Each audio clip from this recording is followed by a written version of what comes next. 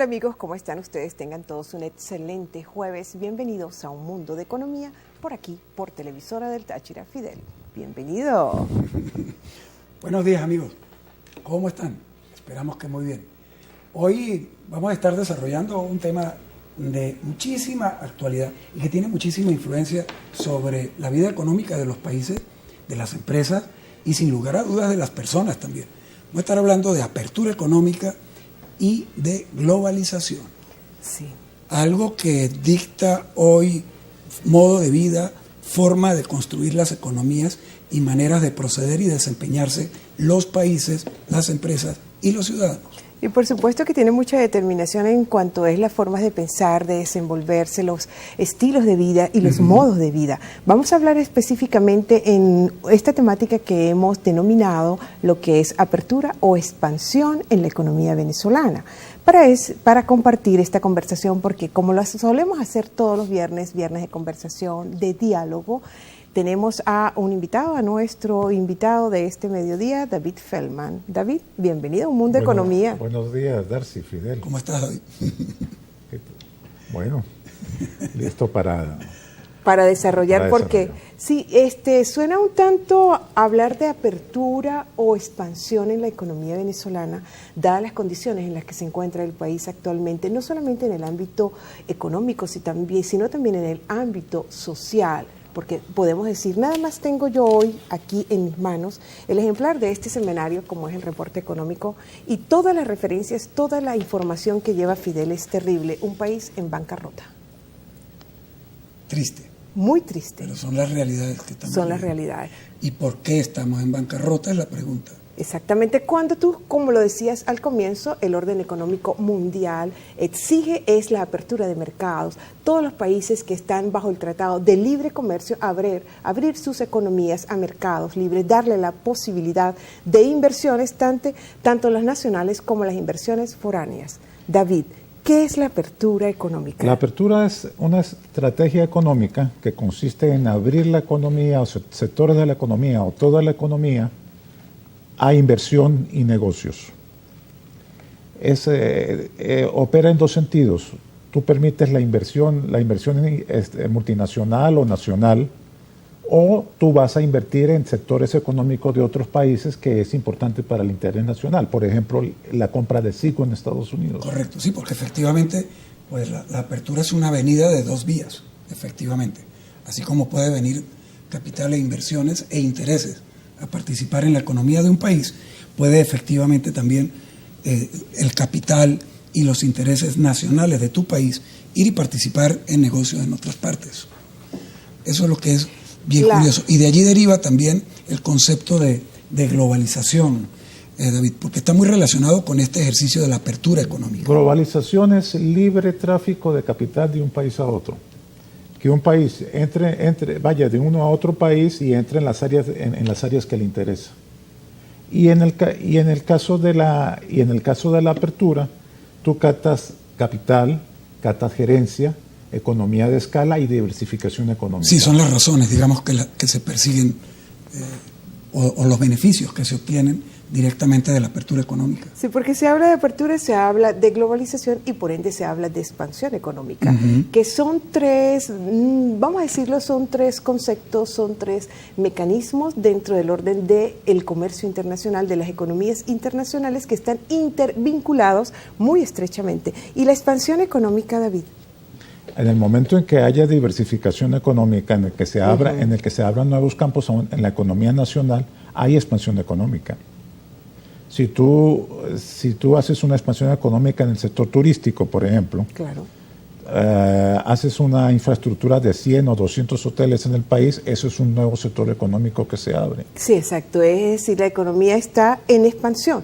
Puede ser por un sector en específico que se comience y luego pues eso va sumando y ya como todo su Producto Interno Bruto o todo el funcionamiento de la economía general, que ya tenga esas ramificaciones de expansión y de extensión económica. Y efectivamente se trata de una estrategia, amigos, porque tiene que obedecer, evidentemente, al establecimiento de parámetros y de prioridades que pueda establecer un país. ¿En qué áreas de la economía es donde se tienen mayores y más fuertes ventajas para la producción con miras a los mercados internacionales? Y en donde, en consecuencia, se requiere mayor inversión. Inversión que no tiene nada de extraño que sea así. No existe dentro de las fronteras nacionales por diferentes razones de acumulación de capital, de desempeño de sus economías. Y entonces se diseña, y de allí lo de la estrategia, se diseñan las políticas, se diseñan los programas especiales para atraer capitales extranjeros y, por supuesto, nacionales, que se inviertan en esos sectores específicos considerados estratégicos, de manera que arranque allí el impulso de la economía y de allí se multiplique y se expanda por el resto de la economía del país. Por supuesto. Eso lo han hecho otras sociedades, efectivamente. Sí, hay ejemplos de apertura. Importantísimos. Hay ejemplos de apertura en el sector turístico, por ejemplo.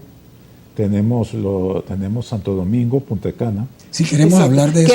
Pero más adelante, porque antes que nada, David, es importante que nosotros le llevemos a nuestra audiencia todo esto, lo que es la apertura o la expansión en la economía venezolana. Pero en el próximo segmento nosotros vamos a hablar un caso específico muy concreto de lo que significó la apertura petrolera 1992-1999. Así que todos muy atentos, no se aparten, que enseguida regresaremos con más de Un Mundo de Economía.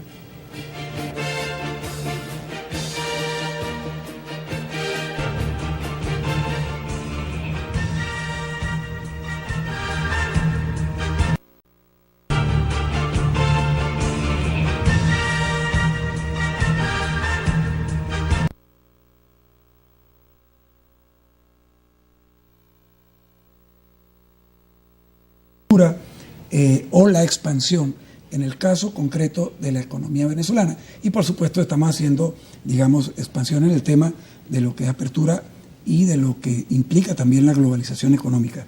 Para ello tenemos hoy participando con nosotros invitado al abogado David Feldman, con quien estamos desarrollando esta temática. A ver, David, hombre, ciertamente Venezuela exhibió un ensayo, podemos decir así, un experimento importante de apertura económica en los años 90, el cual se inició en el segundo gobierno de Carlos Andrés Pérez. ¿En qué consistió ese programa de apertura económica que adelantó Pérez y su grupo de los IESA Boys, como se llamaron sus ministros de Economía, su gabinete? Venezuela, hay que devolverse al año 75. Uh-huh. Venezuela estaba dominada por un pensamiento del tercer mundo, de ser líder del tercer mundo, de cerrar las economías y no permitir inversiones externas. Uh-huh. Eso tuvo reflejo en la Ley de Nacionalización Petrolera del 75 en su artículo 5, que prohibió completamente inversión extranjera en el sector petrolero. Eso fue un error. Claro. Todo negocio necesita flexibilidad, necesita asociaciones, necesita apertura, y eso influyó mucho en que del año 75 al 98 la producción petrolera venezolana entraba en decadencia. Fue uno de los factores, no el único. Obvio. En el caso de Carlos Andrés, es una persona que va de posturas tercermundistas a una postura de apertura. Cambió completamente, fue de acuerdo a los tiempos. Y ese es el intento de apertura de Carlos Andrés en su segunda presidencia. Y específicamente vamos aquí a refrescarle a nuestra audiencia ese programa de apertura petrolera 1992-1999, que podemos referir, David, que es un ejemplo concreto de un programa, de una propuesta de apertura económica, en este caso del sector petrolero, aquí en Venezuela. Ese programa de apertura comienza en la segunda presidencia de Carlos Andrés, discretamente sobre campos marginales. Uh-huh. En la presidencia de Caldera, Justi, el presidente de PDVSA en ese tiempo, lo lleva a asociaciones estratégicas en la faja del Orinoco, 4 grandes proyectos. Y la Asociación para la Exportación de Gas Licuado del proyecto Cristóbal Colón, ese es el nombre que tiene en ese tiempo. Claro, para ese entonces. Eso fue un éxito. Se recuperó el potencial de producción petrolero para el año 98 en 3,5 millones de barriles. Y había una proyección a principios de la primera década del siglo XXI para 7 millones. Se logró la apertura hacia Sigo, la compra de refinerías y una cadena de gasolineras en Estados Unidos, de refinerías en el Caribe. Ajá. Y la compra de la Beba Ruhr y la Beba Oil en Alemania. Correcto, que se hicieron inversiones también en Europa. Ese fue el programa de internacionalización, como se le conoció, de la industria petrolera. Y efectivamente lo que perseguía, que es tan interesante comentarlo, lo que perseguía el programa era precisamente que en Venezuela se explotara el crudo en mayores volúmenes. Estaría de acuerdo al programa de expansión que tenía la PDVSA entonces. Para esta época, ya en pleno siglo XXI, Venezuela debería estar produciendo entre 7 y 8 millones de barriles diarios, con la finalidad de que se refinaran en el exterior para obtener producto terminado. En esas refinerías venezolanas, en Europa, el Caribe y en los Estados Unidos, más de 4 millones de barriles de petróleo que se colocarían en los mercados como producto terminado. Era un proyecto sumamente interesante. Pero vale preguntar y que requería inversión en grandes cantidades, por eso requería inversiones, apertura. Tanto la inversión pública, la inversión privada y la inversión transnacional es importante para luego que vayamos de comerciales. ¿Por qué no se le dio continuidad a este plan de apertura petrolera aquí en Venezuela? Sí, ahí entró el problema de visión y de enfoque político del liderazgo venezolano. Amigos, vamos a seguir con el tema, pero vamos necesariamente a ir a un corte comercial. Ya venimos, no se retiren.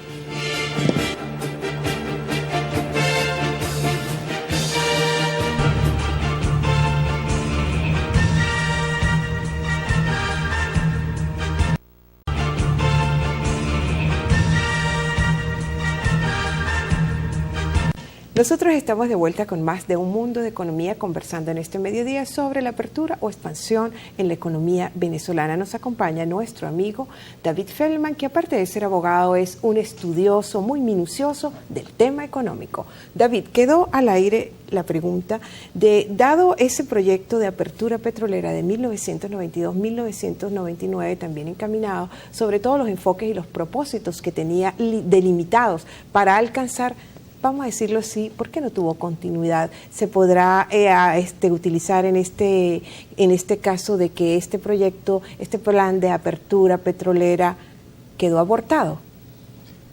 El programa de apertura tuvo enemigos, tuvo detractores, parte del debate político. En segundo lugar, en Venezuela no tenemos políticas de Estado. Política de Estado es que una vez que se ha tomado una decisión, esa debe ser continuada por los posteriores presidentes. Claro. El programa de apertura de Justice tuvo un éxito parcial. No lo siguieron los otros presidentes. No, el problema de siempre, no hay continuidad. Uh-huh. Y al referir eso que haces tu referencia del problema que es central de que no haya política de Estado, pues por ende cualquier proyecto que se presente de apertura en cualquiera de los sectores de la economía ya está condenado al fracaso. Salvo que nosotros establezcamos una política de Estado, que el país la establezca. La política de Estado es continuidad. Uh-huh. Lo que inició un presidente debe continuarlo el otro. Claro. Sí, eso es lo que le da también carácter de, digamos, institucionalidad a un sistema y por supuesto le provee línea y continuidad a las cosas. David, evidentemente proceder a una apertura que permita el acceso a capital para que se desarrolle sectores económicos tiene que apuntar al desarrollo de sectores que inicialmente pueden ser tradicionales para la economía con la finalidad de que impulsen la economía, pero efectivamente lo que está detrás de toda apertura es facilitar la diversificación de la economía. ¿Dónde debería centrar Venezuela el esfuerzo para diversificarse? Y en buena medida en función de los ejemplos que hay y existen en el mundo, que no son pocos. Venezuela es un territorio rico en recursos naturales, de buena posición geográfica, buen clima. Hay ventajas comparativas en muchos sectores. Turismo es uno, explotación forestal, pesca, minería, inclusive una estructura de comercio internacional por la posición geográfica del país también es posible. De servicios, correcto. Servicios. Y en el sector turístico, pues mira, de verdad las condiciones que son nada más la ubicación tan estratégica geográficamente hablando, yo pienso que sería excelente, porque desarrollar ese sector turístico, dadas las condiciones del clima, las playas, etcétera, etcétera, sería fabuloso. Apuntar hacia eso como una opción de diversificar e irse disminuyendo esa dependencia rentística por parte del petróleo. Sí, es perfectamente factible un desarrollo de una infraestructura turística.